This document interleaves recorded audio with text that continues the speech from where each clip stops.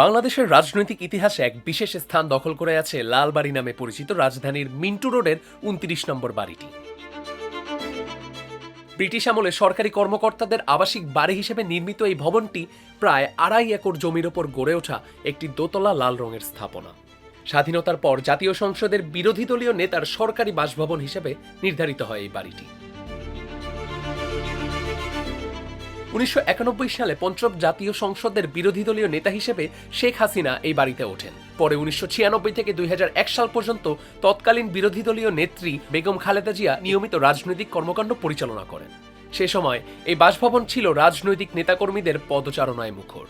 বিশেষ করে ১৯৯৬ থেকে ২০০১ সময়কালে ক্ষমতায় থাকা আওয়ামী লীগ সরকারের বিরুদ্ধে বিএনপি, জামায়াত সহ ৪ দলীয় জোটের আন্দোলনের অন্যতম কেন্দ্রবিন্দুতে পরিণত হয়েছিল মিন্টু রোডের এই বাড়িটি।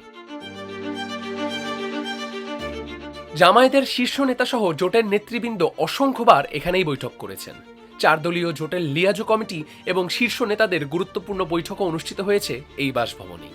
তবে ২০০১ সালে বেগম খালেদা জিয়া বাসভবনটি ছেড়ে দেওয়ার পর গত প্রায় ২৫ বছর ধরে এই ঐতিহাসিক বাড়িটি কার্যত নিস্তব্ধ হয়ে আছে।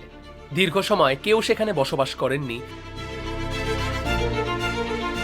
সর্বশেষ দ্বাদশ জাতীয় সংসদের পর জাতীয় পার্টির চেয়ারম্যান জিএম কাদের বাড়িটি বরাদ্দ পেলেও ২০২৪ সালের ৫ আগস্ট সরকারের পরিবর্তনের প্রেক্ষাপটে তার সেখানে ওঠা আর সম্ভব হয়নি। দীর্ঘ ২৫ বছরের নীরবতার পর আবারও এই ঐতিহাসিক বাড়িকে ঘিরে তৈরি হয়েছে রাজনৈতিক প্রাণচাঞ্চল্য।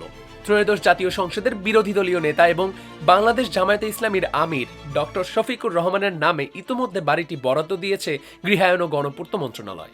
ফলে নতুন করে আলোচনায় এসেছে মিন্টু রোডের এই ঐতিহাসিক বাসভবন। দীর্ঘদিন অব্যবহৃত থাকায় বাড়িটি অনেকটাই জরাজীর্ণ হয়ে পড়েছিল।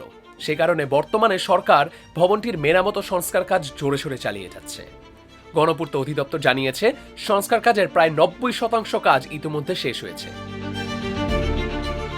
বাংলাদেশ জামায়াতে ইসলামীর সহকারী সেক্রেটারি জেনারেল এবং কেন্দ্রীয় প্রচার ও মিডিয়া বিভাগের প্রধান অ্যাডভোকেট এহসানুল মাহবুব জুবায়ের টাইমসকে বিষয়টি নিশ্চিত করে বলেন, সংসদের কার্যক্রম আনুষ্ঠানিকভাবে শুরু হলে সাংগঠনিক ও সাংবিধানিক কাজের স্বার্থে ও সুবিধায় বিরোধী দলীয় নেতা হিসেবে এখানে ডক্টর শফিকুর রহমানের ওঠাটাই স্বাভাবিক।